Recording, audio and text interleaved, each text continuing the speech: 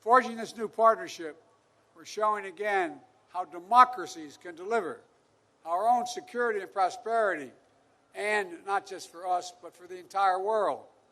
Today, we're announcing the steps to carry out our first project under AUKUS, developing Australia's conventionally armed nuclear-powered submarine capacity. And I want to be clear. I want to be clear to everyone from the outset, right off the bat, so there's no confusion or misunderstanding on this critical point. These subs are powered, not nuclear-armed subs. They're nuclear-powered, not nuclear-armed. Australia is a proud non-nuclear weapon state and is committed to stay that way. These boats will not have any nuclear weapons of any kind on them. Each of us standing here today, representing the United States, Australia, and Great Britain, is deeply committed to strengthening the nuclear non-proliferation regime. We've undertaken this project working hand in glove with the International Atomic Energy Agency and with Director General Grossi. Australia will not produce nuclear fuel needed for these submarines. We have set the highest standards with the IAEA for verification and transparency, and we will honor each of our country's international obligations. Working together these past 18 months, we've developed a phased approach that's going to make sure Australian sailors are fully trained and prepared to safely operate this fleet so they can deliver this critical new capacity on the fastest possible timetable. Each of our nations is making concrete commitments to one another. We're backing it up with significant investments to strengthen the industrial bases in each of our countries in order to build and support these boats.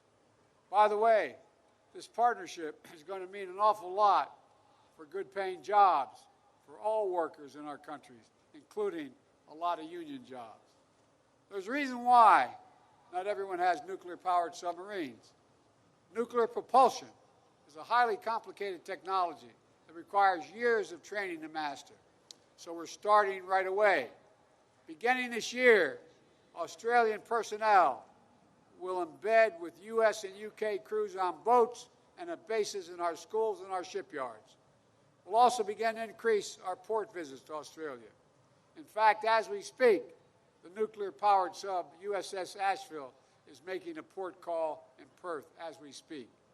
And later this decade, we'll also be establishing a rotational presence of U.S. and U.K. nuclear-powered subs in Australia to help develop the workforce Australia is going to need to build and maintain its fleet. One of the vessels you see behind me is a Virginia-class nuclear-powered submarine, USS Missouri. Top-of-the-line submarines are the vanguard of U.S. naval power.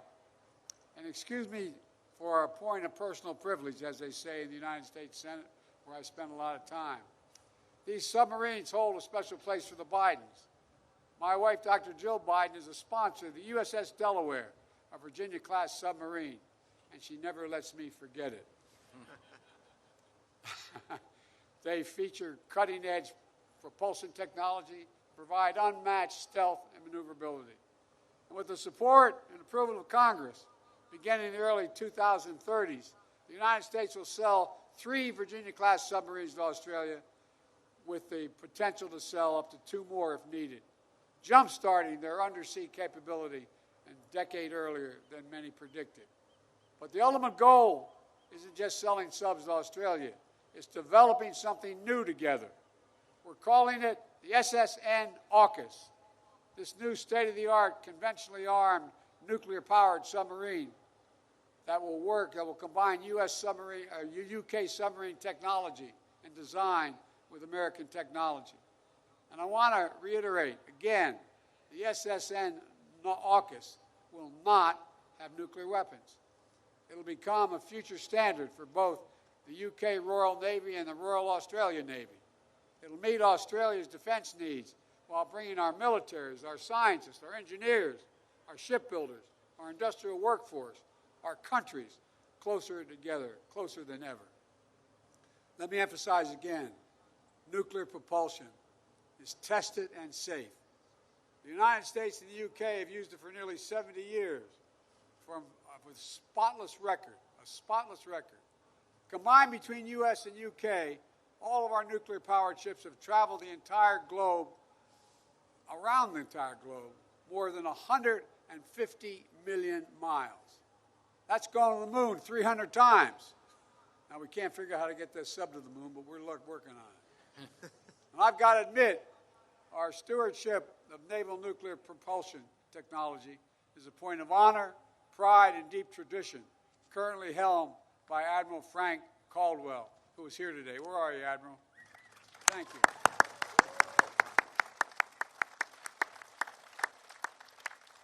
And the years of training we're undertaking starting now will ensure that Australia is fully prepared to carry on this tradition and meet the highest possible standards of safety throughout the life of these boats.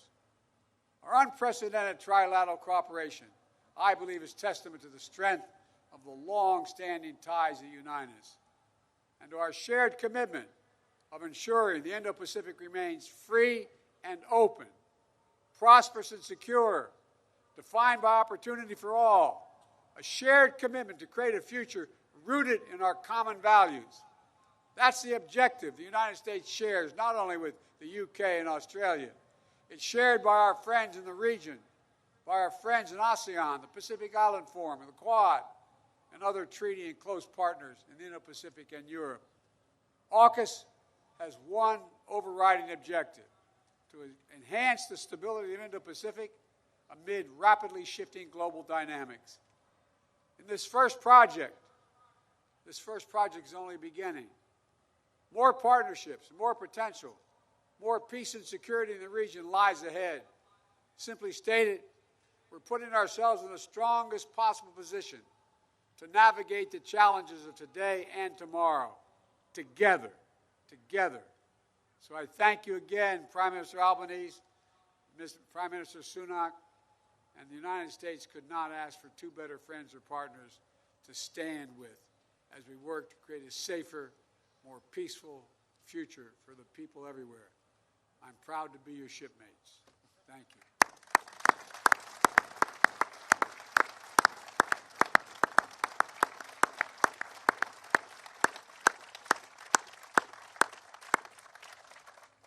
Well, President Biden, Prime Minister Sunak, I am so honoured to stand alongside you both, here overlooking the Pacific Ocean as leaders of true and trusted friends of my country of Australia.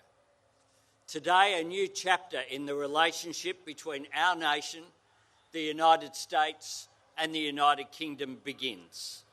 A friendship built on our shared values, our commitment to democracy, and our common vision for a peaceful and a prosperous future. The AUKUS agreement we confirm here in San Diego represents the biggest single investment in Australia's defence capability in all of our history, strengthening Australia's national security and stability in our region, building a future made in Australia with record investments in skills, jobs and infrastructure, and delivering a superior defence capability into the future. My government is determined to invest in our defence capability, but we're also determined to promote security by investing in our relationships across our region. From early in the next decade, Australia will take delivery of 3 US Virginia-class nuclear-powered submarines. This is the first time in 65 years, and only the second time in history, that the United States has shared its nuclear propulsion technology, and we thank you for it. We are also proud to partner with the United Kingdom to construct the next generation submarine to be called SSN AUKUS, a new conventionally armed nuclear-powered submarine based on a British design and incorporating cutting-edge Australian, UK and US technologies. This will be an Australian sovereign capability, built by Australians, commanded by the Royal Australian Navy and sustained by Australian workers in Australian shipyards, with construction to begin this decade. Australia's proud record of leadership in the international nuclear non-proliferation regime will of course continue. We will continue to adhere to all of our obligations under the Nuclear Non-Proliferation Treaty and the Treaty of Rarotonga. Our agreement unlocks a set of transformative opportunities for jobs and skills and research and innovation in Adelaide and in Barrow-in-Furness, in Western Australia and here in the United States.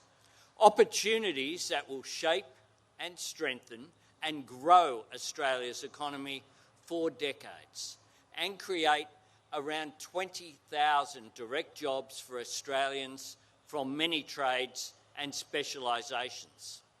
Engineers, scientists, technicians, submariners, administrators and tradespeople. Good jobs with good wages, working to ensure the stability and prosperity of our nations, our region and indeed our world. Our future security will be built and maintained not just by the courage and professionalism of our Defence Forces, but by the hard work and know-how of our scientists and engineers, our technicians and programmers, our electricians and welders. For Australia, this whole-of-nation effort also presents a whole-of-nation opportunity. We will work with the state governments of South Australia and Western Australia to develop training programs that equip Australians with the skills they need to fill these jobs. Working together, our universities and research institutes will collaborate to train more Australians in nuclear engineering.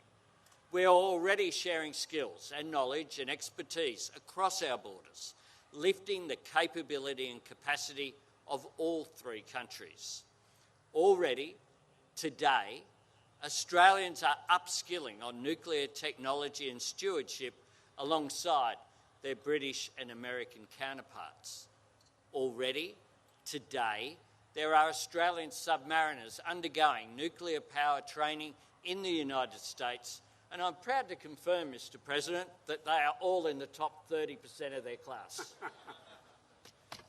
Built by innovation and extraordinary and emerging technologies, these boats will present a unique opportunity for Australian companies to contribute, not only to the construction and sustainment of Australia's new submarines, but to supply chains in America and in Britain. The scale, complexity and economic significance of this investment is akin to the creation of the Australian automotive industry in the post-World War II period. And just as the vision of my predecessors, Curtin and Chifley, in creating our automotive industry lifted up our entire manufacturing sector, this investment will be a catalyst for innovation and research breakthroughs that will reverberate right throughout the Australian economy and across every state and territory. Not just in one design element, not just in one field, but right across our advanced manufacturing and technology sectors, creating jobs and growing businesses right around Australia, inspiring and rewarding innovation, and educating young Australians today for the opportunities of tomorrow. Our AUKUS partnership is not just about the US and UK sharing their most advanced submarine capability with Australia, although we do appreciate that. It's also about building on the expertise within our three nations so that we can achieve things greater than the sum of our parts. This is a genuine trilateral undertaking. All three nations stand ready to contribute and all three nations stand ready to benefit. I look out from here today and I see new frontiers in innovation to cross, new breakthroughs in technology to achieve, a new course for us to chart together.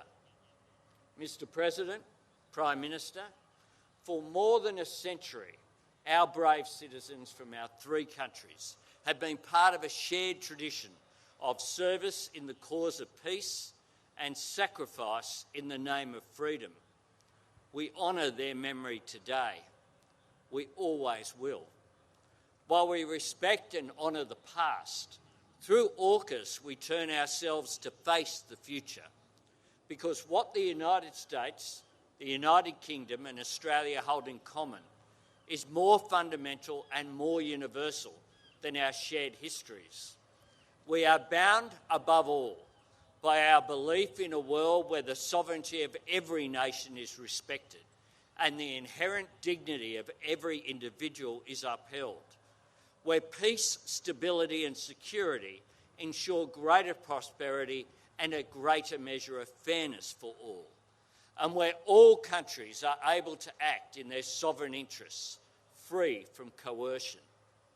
Our historic AUKUS partnership speaks to our collective and ongoing determination to defend those values and secure that future, today, in the years ahead, and for generations to come. A journey that will strengthen the bonds between our nations, as friends, as peers, as leaders. We embark with great confidence in the capacity and creativity of our people, with optimism in the power of what our partnership can achieve, and with an unwavering conviction that whatever the challenges ahead, the cause of peace and freedom that we share will prevail. Thank you very much.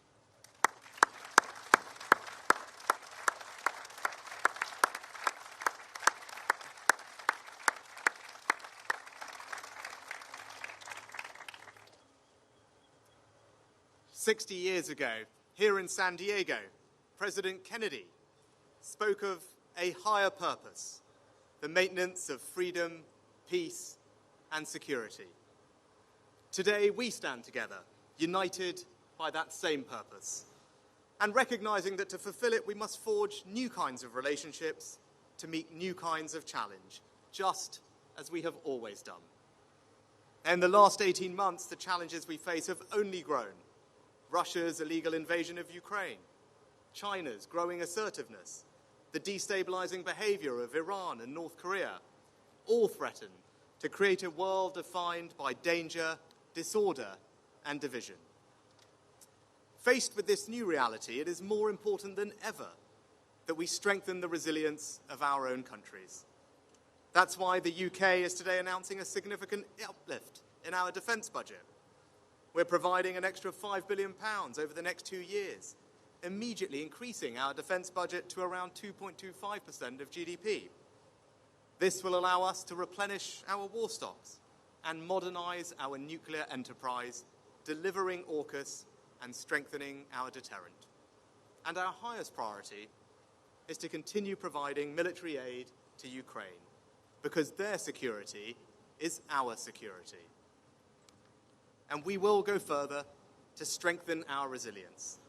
For the first time, the United Kingdom will move away from our baseline commitment to spend 2% of GDP on defence to a new ambition of 2.5%, putting beyond doubt that the United Kingdom is and will remain one of the world's leading defence powers.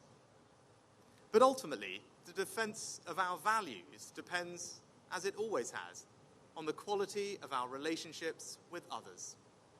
And those alliances will be strengthened through AUKUS, the most significant multilateral defence partnership in generations.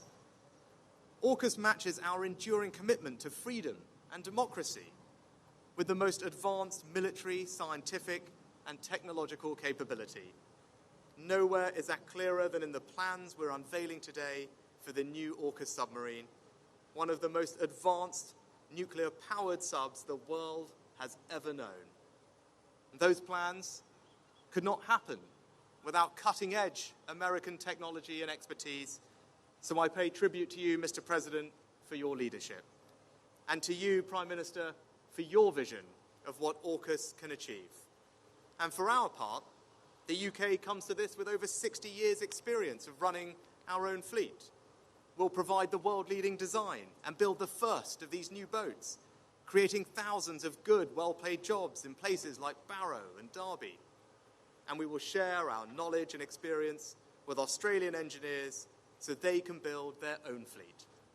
Now, our partnership is significant because not just are we building these submarines together, they will also be truly interoperable.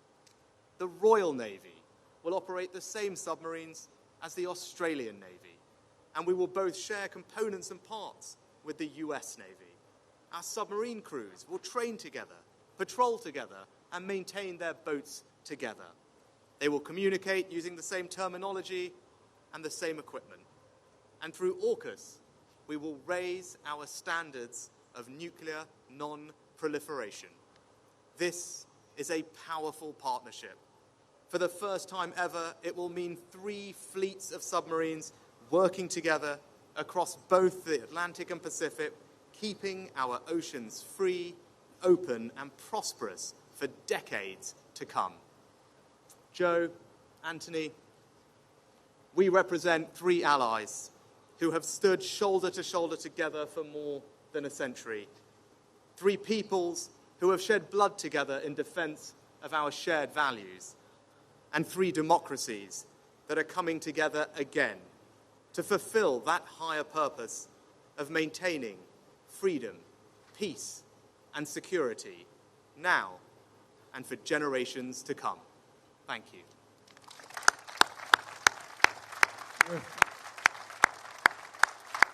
With the permission of my colleagues, I don't know whether our friends can hear, but the USS Missouri, can you hear us? I see them all over there.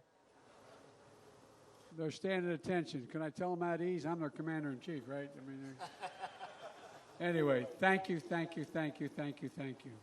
You are the best. You're the best. And we're going to be the best in the world, the 3 of us. Thank you all very, very much.